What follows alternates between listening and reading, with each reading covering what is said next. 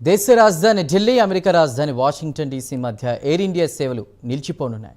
బహుళ Boeing 787 dream liner విమానాలు అందుబాటులో లేకపోవడంతో నిర్ణయం తీసుకున్నట్లు సమాచారం. సెప్టెంబర్ 1 నుంచి ఢిల్లీ, వాషింగ్టన్ డీసీ మధ్య ఎయిర్ ఇండియా సర్వీసులు నిలిచిపోయే అవకాశం ఉంది. ఇక ఇదే అంశంపై మరిన్ని డీటెయిల్స్ మా ప్రతినిధి, మా నేషనల్ బ్యూరో చీఫ్ కళ అందిస్తారు. కళ, కొన్ని విమాన సర్వీసులు బోయింగ్ 787కి సంబంధించి కూడా ఢిల్లీ టు వాషింగ్టన్ డీసీ ఈ సర్వీసుల్ని నిలిపివేసినట్టు తెలుస్తోంది. ఏంటి అప్డేట్స్ ఏంటి?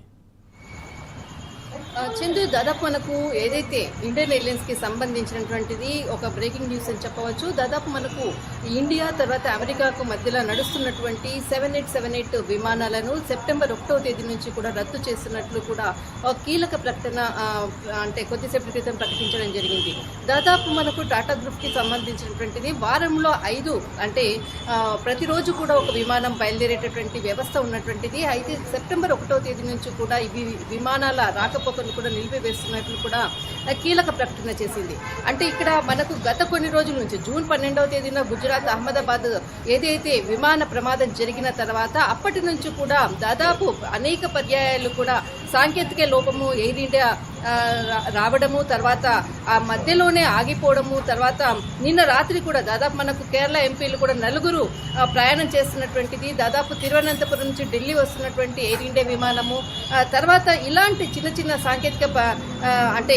సాంకేతికపరమైనటువంటి సమస్యలు తలెత్తడంతో అదేవిధంగా మనకు 7878కి సంబంధించినటువంటిది ఏదైతే అహ్మదాబాద్ ఘటన తర్వాత కూడా అప్పటి నుంచి కూడా మొత్తం అంతా కూడా ఎయిర్ ఇండియా విమానానికి సంబంధించినటువంటి సమస్యలు ఒకవైపు, తర్వాత ఇక్కడ అంటే వర్క్ చేసేటటువంటి సిబ్బంది కొరత వల్ల కూడా ఈ సమస్యలు కూడా వస్తున్నాయి. దీంతో పాటు ఏదైతే రిట్రోఫిట్ అంటే దీంట్లో అంటే ఇక్కడ ఏదైతే విమానాలకు సంబంధించినటువంటిది సాంకేతిక పరంగా సమస్యలు అనుకోవచ్చు, దాంట్లో మరింత ఆధునికతంగా ముందుకు తీసుకెళ్లే విధంగా కూడా ఏదైనా సమస్యల పరంగా కానీ దాన్ని కొత్త అధునాతంగా కూడా తీసుకెళ్లే విధంగా కూడా ఒక ప్లాన్ చేసినటువంటి సందర్భం అని చెప్పవచ్చు. ఇందులో భాగంగానే ఏదైతే ఇండియా అమెరికాకు మధ్యలో ఉండేటటువంటి ఏదైతే 7878 బోయింగ్ విమానాలకు తర్వాత సెప్టెంబర్ 1వ తేదీ నుంచి కూడా నిలుపుదల చేస్తున్నారు. సెప్టెంబర్ 1వ తేదీన తర్వాత ఎవరైతే టికెట్స్ బుకింగ్ చేసుకున్నారో వారు దీనికి సంబంధించినటువంటిది అమౌంట్ అంటే ఏదైతే టికెట్స్కి సంబంధించినటువంటిది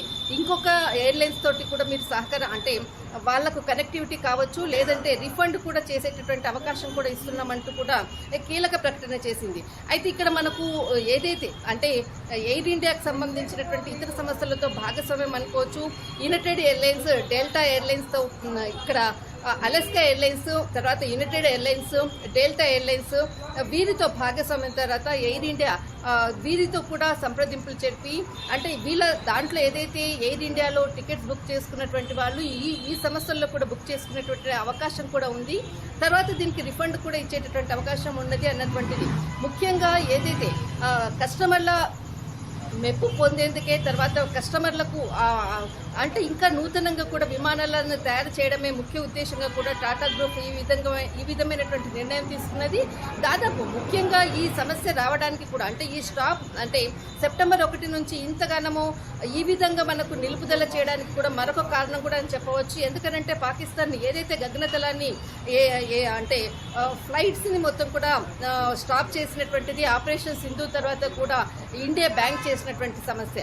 అయితే దానితో కూడా ఇండియన్ ఎయిర్లైన్స్ పై కూడా ఇక్కడ చాలా భారం పడుతుంది. దీనిలో భాగంగా కూడా ఇక్కడ ఎవరైతే వర్క్ చేసేటటువంటి కొరత అనుకోవచ్చు, ఉద్యోగుల కొరత అనుకోవచ్చు, తర్వాత దీంట్లో రిపేరింగ్ సమస్య కూడా ఎక్కువగా వస్తుండటం వల్లనే ఈ నిర్ణయాన్ని తీసుకున్నట్లు కూడా తెలుస్తుంది. దీనికి సంబంధించినదే మరి అతి త్వరలో ఎప్పటి నుంచి అంటే సెప్టెంబర్ 1 నుంచి 2026 వరకు కూడా అంతలోపల కొన్ని నెలల పాటు దీన్ని నిలుపుదల చేస్తున్నట్లు కూడా కీలక ప్రకటన చేసింది.